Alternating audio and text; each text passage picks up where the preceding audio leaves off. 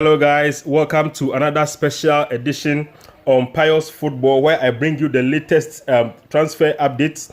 We talk about tactical analysis of games and also do a deep analysis of pertinent issues around football that you don't usually hear on the mainstream European market. Now, my first story for today is at the camp of Liverpool. Remember, I told you that Liverpool are in the market to try and replace Jordan Henderson, who has just departed to Al Ittihad.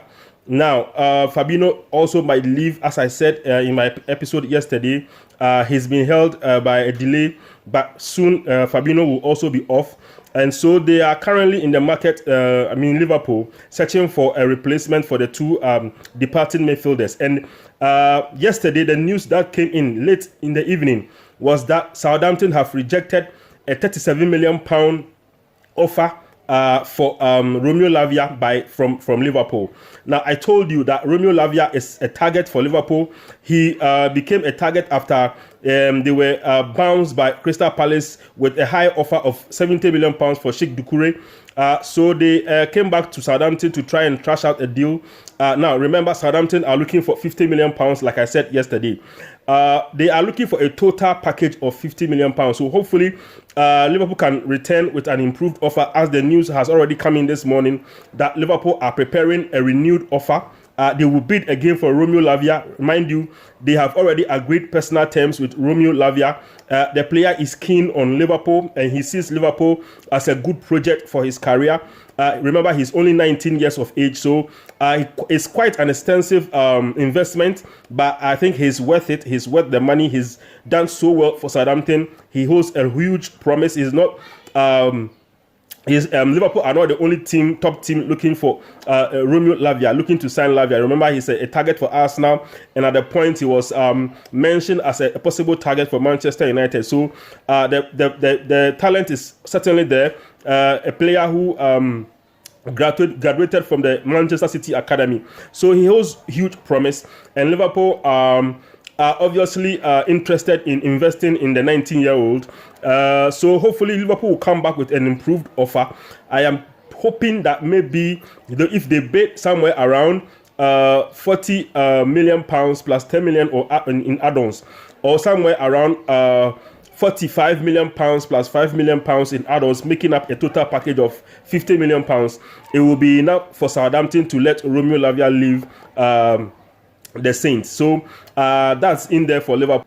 At the camp of Manchester United. Now, those of you have had consistent calls from people asking me about the possibility of Manchester United signing Sofiane Amrabat. I mean, the rumors has been there. I have not addressed it because I was waiting for a concrete offer for Manchester United, which hasn't arrived yet. So ideally, I wouldn't have talked about it, except that we reached personal terms with Amrabat about a week ago. Sofiane Amrabat has expressed his desire to leave Fiorentina. He also has 1 year remaining on his contract. So if Fiorentina don't sell him now, they might lose him for free, and he's unwilling to renew his contract. They've already bought a replacement midfielder. So hopefully Amrabat will be leaving. Fiorentina have put a price tag of 30 million euros on his head. The news came out that Sofiane Amrabat had rejected Liverpool. Liverpool approached the player to try and sound out a move after they were rejected. An offer for Romeo Lavia was rejected. They tried to see if they could get a cheaper option in Amrabat, but Amrabat said no to Liverpool. He only wants to play for Manchester United. So Amrabat's deal, personal terms agreed. It is thought that Fiorentina might be willing to receive 25 million euros for Amrabat. So I'm sure that after United sort out Fred and McTominay, they will focus on Amrabat. Either way, Amrabat will be waiting for Manchester United to make a bid for him. Fiorentina are aware of the player's interest and his favoritism towards Manchester United. So Fiorentina are relaxed, as they are assured that Manchester United will surely come with an offer for the player.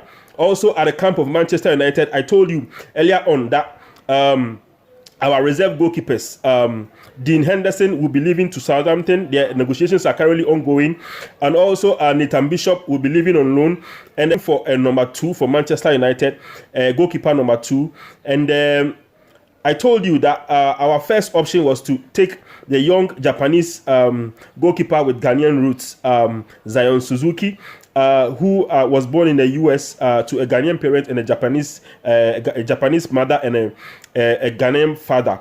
Unfortunately, the player has said no to Manchester United because he feels that he will not have a start at Manchester United. He wants to play. Mind you, there are Olympic Games coming up next year. The player will be imposed for Japan at the Olympic Games. So he wants to play for a team where he will get playing time. So he has decided to stay in Urawa Red Dragons for another year before he moves. So at the moment, Zion Suzuki has said no to Manchester United transfer. That has meant that United had to search for other options. Now, our search for a number 2 has now landed at the camp of Fenerbahce.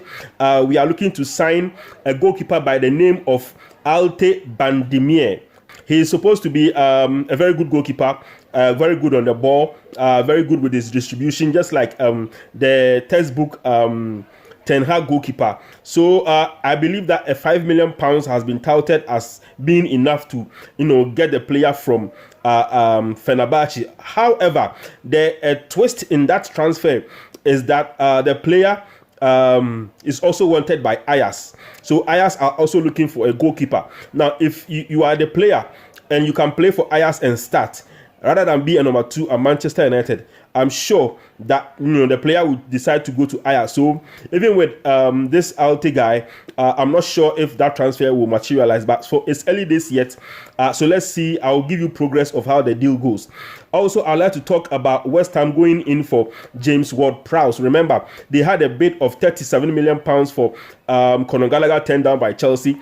Chelsea want more cash. They are not even sure they want to sell now because of the uncertainties around the Moses Caicedo deal. So at the moment, West Ham are exploring their options. Manchester United have told West Ham that if they want Scott McTominay, they would have to pay somewhere in the region of £40 million. So West Ham are sort of searching for a cheaper option, and that has landed them at the camp of Southampton. James Ward-Prowse would cost a bit lower than McTominay, and I'm hearing that at the moment Ward-Prowse will cost West Ham somewhere in the region of 17 to 20 million pounds. So a deal is thought to be very close.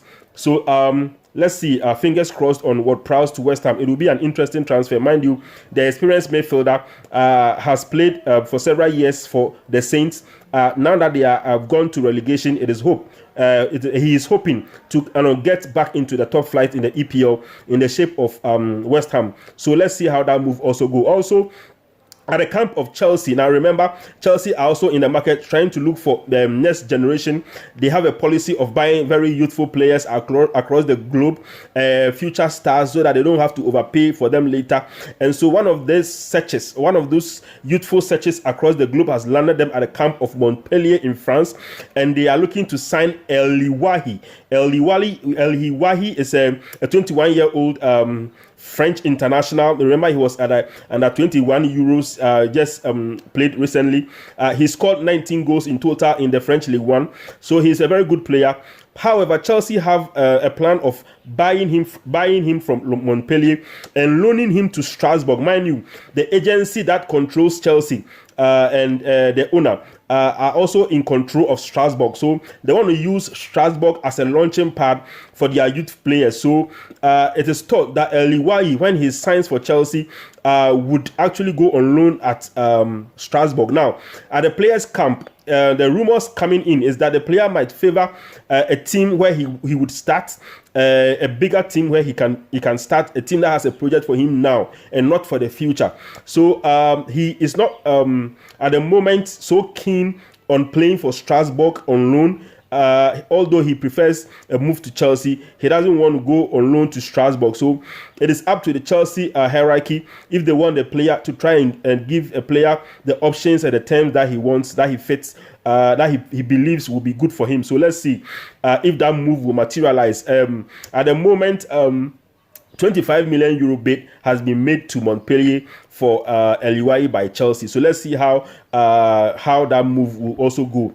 And then I would like to go end my stories at the camp of Bayern Munich. And you remember Bayern Munich are also in the market for a goalkeeper. Remember their number 1 goalkeeper, got injured last season, at the end of last season, whilst he was on holidays after the Christmas.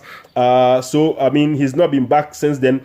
And the stopgap goalkeeper, Jan Sommer, is currently negotiating with Inter Milan for a deal. So Jan Sommer might leave to Inter Milan. And their number 2 goalkeeper, Nubel, has actually signed a contract with another German outfit. So at the moment, Bayern Munich are looking for a goalkeeper, and they have decided that David Raya from Brentford is the option that they want to explore. Remember, Brentford put a £40 million price tag on the goalkeeper, and Tottenham tried to sign him, but unfortunately Brentford did not budge on the £40 million price tag. They are also unwilling to let the player leave. He had a very stellar performance last season. They don't want to lose him, although he still could leave for free next year because he has 1 year remaining on his contract. So Bayern Munich have spoken to David Raya, the Spanish international. He is keen on Bayern Munich. It is up to Bayern Munich to provide an offer that is favorable for Brentford, and then we'll see what happens with that deal. Also, lastly, I want to go to the camp of Tottenham and say that they have replaced Hugo Lloris, goalkeeper from Empoli, called Guglielmo Vicario. Now, Guglielmo Vicario, remember, was part of the Italian team that played in the just ended Nations League. So I mean, his progress has been very interesting.